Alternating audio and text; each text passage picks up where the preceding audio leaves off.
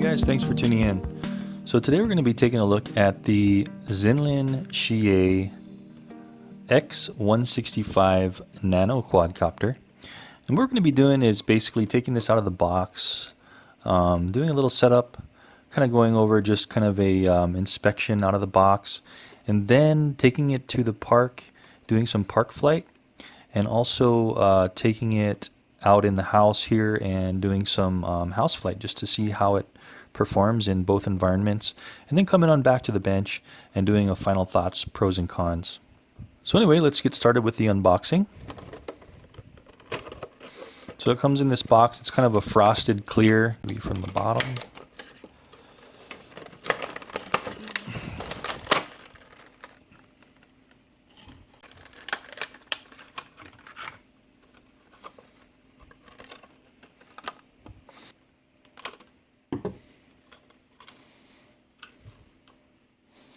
Okay, so here we are. Got it out of the box. A shiny little nano quadcopter with an interesting shape. You can see the rear legs are kind of swept backwards and the front are kind of straight across in the front. And pure black all the way around. Looks like it has the charging plug here. The on-off switch is here. And really that's it. Just plain Jane. Looks like it's got a built-in non-removable battery. So there's the quad. And then let's see what else we get in the box. We got this controller. And we just have a USB plug with the charging plug on the other side. So this is the plug you'd connect to any cell phone charger or computer USB port. Plug it in here and go ahead and charge it up. And it looks like, unfortunately, these guys don't give you any extra props with this quad. I basically went in and out of the box here looking all over for extra props taped somewhere, but there was nothing in the box. So I'm not sure if they forgot to put extra or if maybe with this model they just don't provide extra propellers, but a little bit disappointed that they don't give a new extra set of propellers because, you know, eventually you are going to break a propeller, and it's probably just so cheap for them to include a set in the box. For somebody that's maybe just this is their first buy, I really wish they would have put 4 propellers in the box, extra propellers. So that's just a little bit of a con right off the bat. Not too bad, but would have liked to see that in the box. Of course, we've got the user manual. This is just going to go through what you get in the box, what the controls do here. So basically, as far as what the controls say, it looks like this is your throttle on the left, and of course your yaw left and right here. And you also have the click in on the left thumbstick, which will be your high speed and low speed setting, it's saying, for more pitch and roll flight for higher rates. And then on the right hand side, of course, you've got your pitch and roll here. Clicking in the right thumbstick would be your flips. Then you've got these trim buttons here, which are going to trim your roll and pitch here, as far as what the instructions say. This one does say it does headless mode and 1 key return on the box here. You can see there, headless mode and a key return.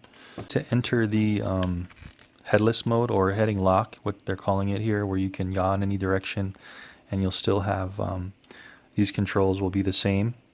You just push it in 3 times and it'll be in headless mode.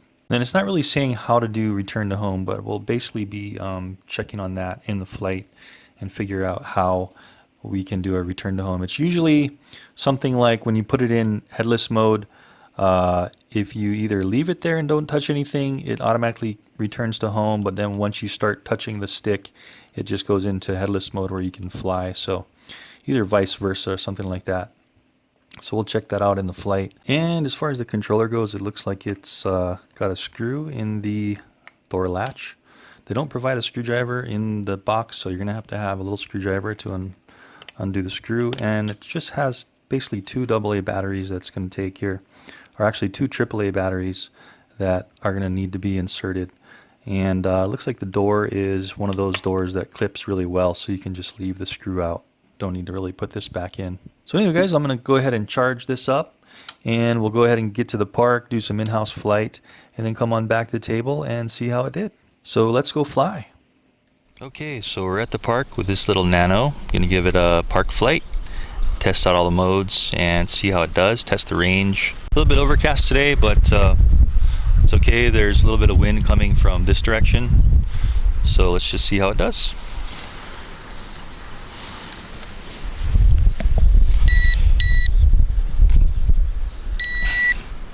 Okay, so to bind, pressing up and down. Ready to fly.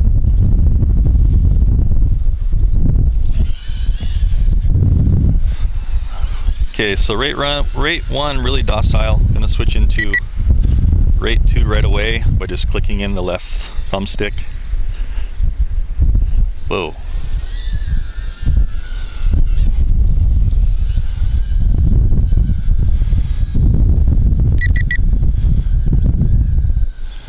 Okay, so I'm in rate 3 now.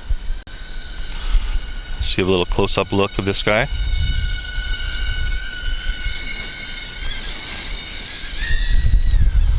Seemed like when I punched it, it kind of yawed a little bit on its own. Alright, so let's see. So I launched in this general direction. Let's see how some of the modes go. First, let's do a couple flips. So right thumbstick. Flips good. Gives itself a little punch of throttle.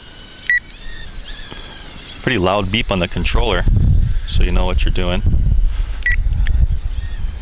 Yeah, good flipper. Let's go ahead and try some of the headless and return to home modes. Let's see if we hold down the left stick. Can't really get it to do any kind of headless or anything. Holding down the left stick. Nope. All that does is change the rates. Holding down the right stick. Oh, that's just flipping.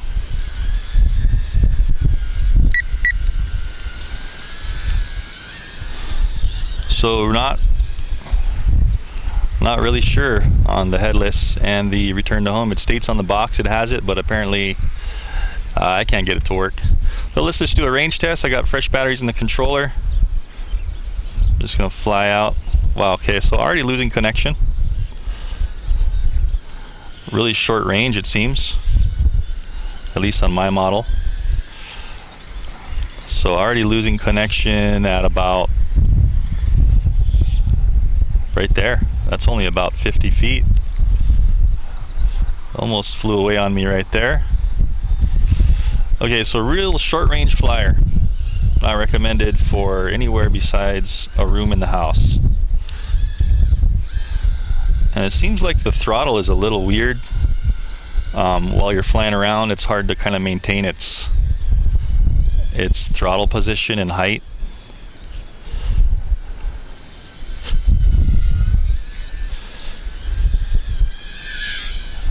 Well, it's still fun though if you're not just hovering. If you're actually moving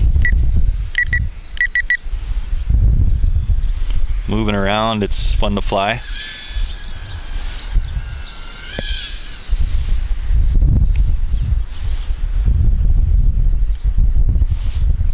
The thing about this one is there's not really any lights except for the eyeballs here, the little blue LEDs in the eyeballs, so you can't really tell what's going on from at least in daylight at all, from any direction. Okay, looks like that was our low voltage cutoff. So far with this one, a little on the negative side so far. Seems to be kind of in and out of coverage, short range, and the return to home and the headless that it claims on the box and in the instructions didn't seem to work at all. So tried all the buttons and nothing seemed to work. But we're going to give it another charge and go ahead and do some house flying in the house and give it another chance, get our flight timings, and then go back to the bench and see just how it did. So we're back at the house with the X165, a little nano drone, and going to give it a quick little flight here, see how it does in the house in a no wind environment. Okay, so for gyro recalibration, basically on this controller it looks like it's both sticks to the bottom right. So So I'm looking down at the blue eyes here. I just bring both sticks to the bottom right, and the blue eyes start blinking. And when they stop, the gyro is recalibrated. So you should do that on a real level surface. And let's see how it flies.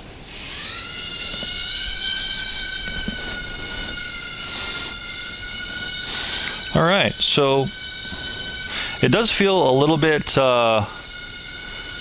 heavy flyer. I noticed that my stick input, the throttle input, is a little sluggish. Okay, so while we have a fresh battery, I'm just gonna go ahead and do a lift test.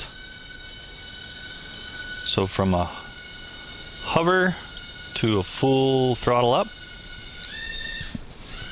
Not bad, it's a little sluggish. It seems like it's a little heavy for its prop size, but not too bad. Seems like a good little house flyer. And so let's go ahead and do a transmitter shutoff test. We're just going to hover safely over the carpet and then shut off the controller. 1, 2, a couple of seconds, and it just drops out of the sky. And I'm just going to kind of go through, here's the rate 1 yaw. So rate 1, rate 2, rate 3. So all the rates have the same yaw, and I'm going to do some rolling and pitching in rate 1. And then go to rate 2, a little better, and rate 3, and even better.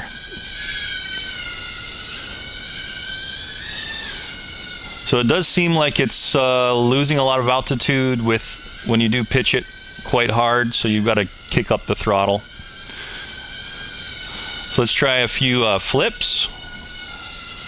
So when I was adjusting the rates there, I was pushing in the left thumbstick, and you hear those beeps. Let's try a few flips, pushing in the right thumbstick. Hear beeping, and then press in any direction, and it'll flip.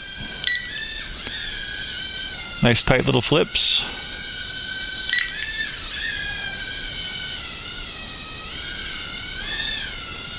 Okay, and then this one on the box, it did advertise as having headless and return to home, but I couldn't figure it out in the park. I'm going to try one more time here in the house. Okay, so it seems like all I can really do is flips and trimming. There's no headless or return to home that I can find. I'm trying to hold in the left thumbstick and the right thumbstick, and I can't get it to go into any other modes. So anyway, that's it there. It is pretty cool looking though. Only thing about this one too is you can't really see the lights unless you look straight down at it.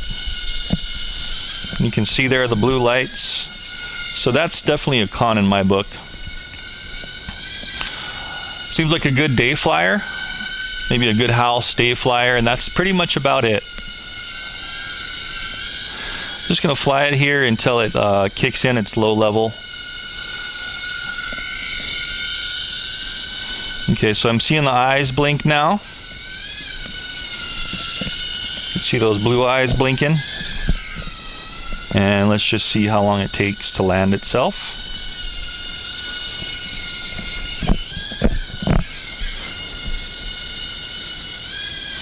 Alright, so it gives you quite a bit of time to land, seems like. Still got some power. There it goes. So I've got full throttle up and it's just self-landing.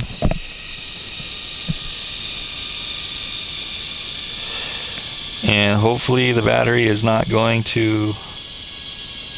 Okay, I'm going to cut the throttle. It seemed like it wasn't cutting off that low voltage cutoff in time, and it might ruin the battery. So kind of the problem I had with Funko is I think the low voltage wasn't cutting off in time, and it was ruining the battery by letting the motors run. So hopefully maybe this one doesn't have that same problem, but it kind of seemed like it wasn't cutting off in time.